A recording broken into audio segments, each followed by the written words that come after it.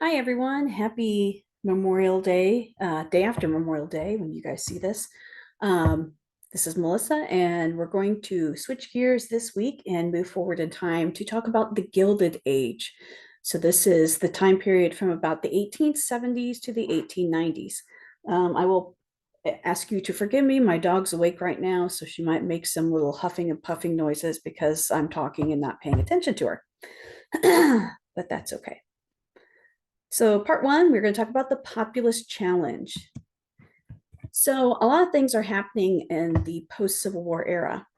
First thing we're going to talk about is the Farmers' Revolt. Farmers faced an increasing economic insecurity.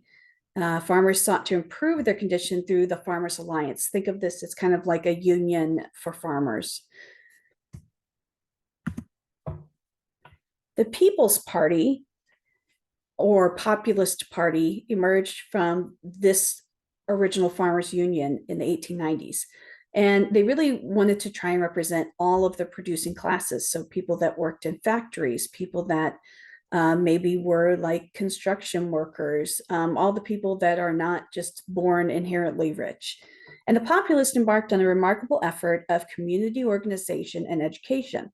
So they were trying to help people that worked hard for a living, help their children have better lives with the education. And their catchphrase or slogan is known as Party of the People. So here is the rise and fall of the farm economy. And starting off, now my phone's buzzing. Starting off, they have new mechanized farm tools that lead to increased production in the West. Think of this as like, your John Deere tractor, where now all of a sudden, instead of relying on animals, we are actually relying on machines to do more work than your mule or horse could do in a day. These mechanized tools are so expensive, so farmers take out loans against their farms to pay the debt, because their thought process being, well, once I have this tool, I could do 5 times the work that my horse and myself could do. Their crop output, of course, goes up, and it's steadily rising from the 1870s to 1900s, which means there's more supply of food and grains and what have you. Now we're in the problem of, well, we've got lots of expensive tools, way too much crops. And that means that with overproduction, you're going to see your crop prices dropping because now everyone's getting about the same amount of money out of their crops. Well, this also leads to this news of mechanized equipment also is going to kind of help create a drought condition, and other natural conditions from the weather that then leads to, now all of a sudden we're not making bumper crops, we're having low yields.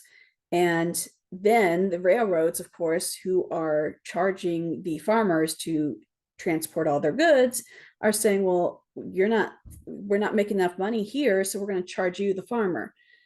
And farmers cannot ship any products, and therefore their debts are getting higher. So here's this kind of problem that the late 1800s is facing with farmers. So here's what the populist platform is standing for. The platform put forth a long list of proposals to restore democracy. They want direct election of US senators. Keep in mind, up to this point, you didn't elect your senator from your state. You elected someone to choose that person for you. The government control of the currency, meaning that they can set price limits, try and help prevent inflation, what have you. They wanted a gradual income tax, and they wanted the right of workers to form labor unions. If we can form unions, we can represent ourselves, and we can negotiate better pay and what have you. So the Populist Coalition, the Populists made remarkable efforts to unite Black and white small farmers on common issues, both political and economic. The populist movement also engaged the energies of thousands of reform-minded women with farm and labor backgrounds. So in theory, a lot of these ideas are probably what we would support today, with helping support, the middle class or the lower middle class, and helping it to be equal for all parties involved, including women. That was really ahead of its time. Populists made determined efforts to appeal to industrial workers, but ultimately that failed. Working class voters in 1894 shifted in mass, meaning in like a whole big group of them, to the Republicans rather than the populists. So let's see why that took place. We get to the election of 1896, and you've got two guys who are very well known at the time, William Jennings Bryan, which most of you are probably going, who? Kind of shows you that he didn't win the election, versus William McKinley. And the election of 1896 is sometimes called the first modern presidential campaign, meaning the two groups, the Republicans and the populists, both spent a whole bunch of money to organize the campaign. And even though William Jennings Bryan gave this amazing speech called the Cross of Gold speech, McKinley wins. So we're going to take a look at some videos today that will go over some of these speeches and talk a little bit more about the populist movement. But let's take a look at some political cartoons.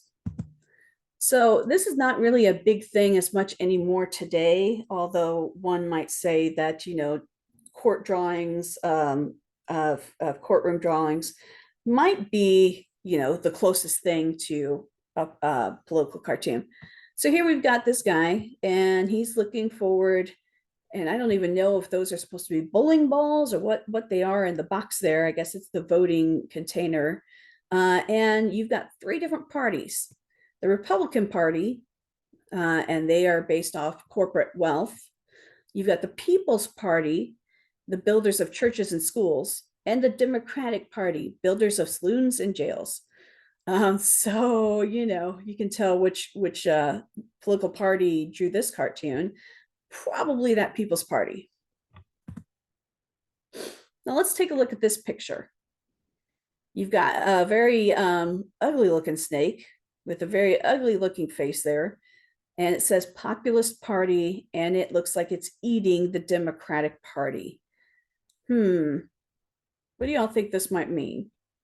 I'm curious about that. Think about anytime there's been a third party candidate in an election, what ends up happening? They pull votes from one of the other two major parties. And so in this case, the Populist Party was taking votes away from the Democratic Party. So that's all the slides we're going to do for today. If you'll check the Google Classroom, you'll get your video assignments. I'll also post the attendance assignment, and we'll catch you next time on Wednesday with Segregated South. Have a good one.